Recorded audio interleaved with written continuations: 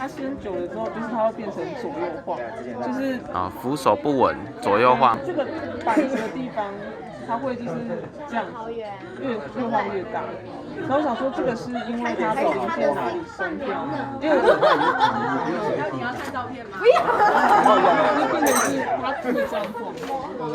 首先，如果这个扶手后线的这个座，它这边螺丝已经松掉的话，这边呢就没有固定。它的话，当然感觉它好像是这一块它卡上去啊，它就会换。那另外一个是。不会啊。如果说像这个哈，这边是有卡住，但如果说它这边这个地方哈，它这个地方扣孔的话，扣孔这个孔变比较大，它不是这样刚刚好的话，它当然它摇晃度会比较高。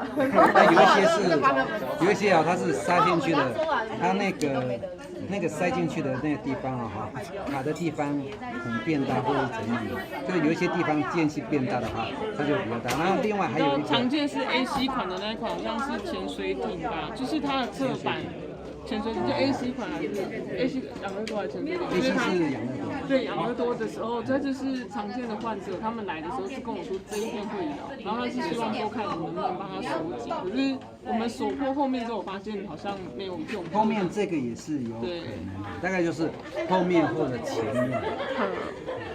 因为刚好这边没有，所以想问一下，那个是锁哪边的问题吗？因为如果你说的话，大概就后面这个地方把它锁住，跟前面这个座，大概就是这个地方哈。看它是这个主要是要看那个东西哪一个地方变得间隙太大，那我们就是要把那个地方给它我怎么知道？但是你说的这个的摇晃，这一台的是不是？因为当然感觉养乐多好像比较烂一点，对，因为这个还有卡住，养乐多好像没有卡住。我好奇说它晃的地方是哪里这样子。会是因为轻量化的关系，所以它的在使用上它是新的就这样的吗？对，新的，用不到三四个月就还蛮容易晃在这个地方的，但不知道为什么。对。我直接给厂家。我去把养乐多推过来好了，有一台展示的，我想说。